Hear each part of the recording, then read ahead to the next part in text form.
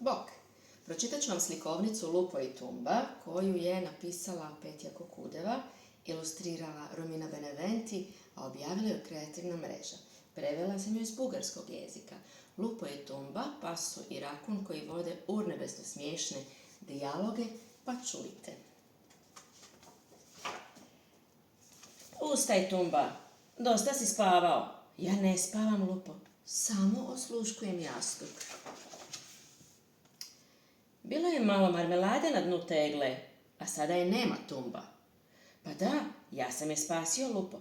Kad je netko na dnu, ne ostavljaš ga samog, nego mu pomogneš da izađe.